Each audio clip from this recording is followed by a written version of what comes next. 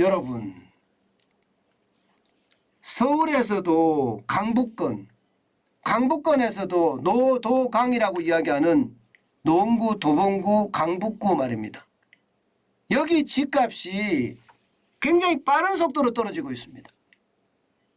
많은 사람들이 영끌 하면서 노도강에 가서 집을 많이 샀거든요. 그래서 집값이 2억 3억 하던 집값이 5억 6억까지 2배 이상을 오르기도 했습니다. 그런데 떨어지는 곳엔 날개가 없다고 지금 이 노도강 쪽에 집값이 장난 아니게 떨어지고 있습니다. 여러분 이거 한번 보세요. 창동 주공 18단지 실거래가 하락률입니다. 28%나 떨어졌어요. 30% 가까이 떨어진 거죠. 30%. 진짜 많이 떨어진 겁니다. 진짜 많이 떨어졌어요. 야, 이렇게까지 떨어질 수 있나 싶게 말입니다. 실질적으로 볼까요?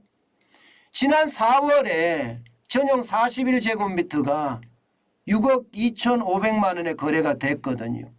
그런데 최근에 4억 5천만 원에 거래가 됐습니다. 이것은요 1억 7,500만 원이나 떨어진 가격이에요. 이게 중개거래입니다. 특수관계의 거래가 아닙니다. 국토부 실거래가 공개 시스템에서 그대로 밝힌 내용이에요. 1억 7,500만 원이면 이거 적게 떨어진 거 아니죠. 여러분도 알다시피 지금 이 노도강 쪽은요 재건축 이슈가 굉장히 세요. 특히 창동에는요 주공 아파트가 이게 무조건 여러분 재건축 이슈가 있습니다. 이미 안전진단이 끝난 곳도 많고요. 그런 상태인데도 집값이 떨어진다는 것은 어떻게 생각하면 뭐 충격이라고 이야기할 수가 있습니다. 충격이라고. 거기에 공인중개사분들 어떻게 이야기하는지 아세요? 바로 앞 단지는 최근 재건축 안전진단 소식까지 나왔는데 정작 실거래가는 크게 하락했다. 주민들은 아예 포기한 분위기다. 재건축은 하겠지만 그건 10년 뒤 이야기고 당장 가격이 떨어지니 얼마에 내놔야 금방 팔리느냐는 문의 전화만 많다. 이렇게 이야기합니다. 심지어 말입니다. 심지어 공인중개사 대표가 이야기하는 내용 중에 한번 떨어지기 시작하더니 걷잡을 수가 없다. 이렇게 평가했습니다. 걷잡을 수가 없다. 그만큼 창동 쪽의 집값 굉장히 빠르게 지금 떨어진다는 이야기고요. 상계동도 마찬가지입니다. 상계동도 마이너스 20%씩 뚝뚝 떨어진다고 합니다. 상계 주공 13단지가 5억 2천만 원에 거래됐던 45제곱미터거든요. 이게 최근에는요 4억 5천만 원에 거래가 됐습니다. 7천만 원 그러니까 24.6%가 떨어진 가격입니다. 굉장히 빠르게 떨어진 가격이죠. 이것을 보면 말입니다. 집값 자체가 떨어지는 것은 어쩌면 이제 당연한 거다 이렇게 이야기합니다. 당연한 거다. 노도강에서는요 그만큼 빠르게 집값이 떨어진다는 거예요. 그러니까 영끌한 사람들 지금 밤에 잠이 잘 안 온다고 하잖아요.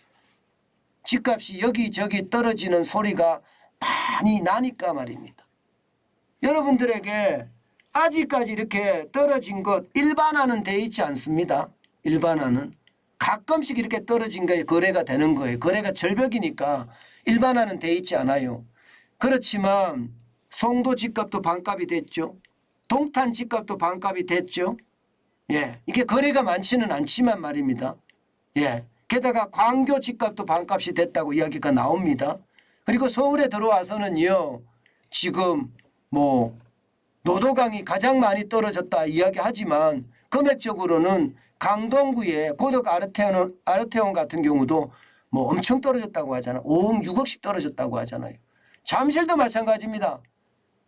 잠실 같은 경우도 엘스도 많이 떨어졌고요. 이게 집값 자체가 5억 6억씩 쭉쭉 빠지는 곳이 지금 많아졌다는 이야기입니다. 이게 일반화가 되면 여러분 이제 집값이 본격적으로 떨어질 겁니다.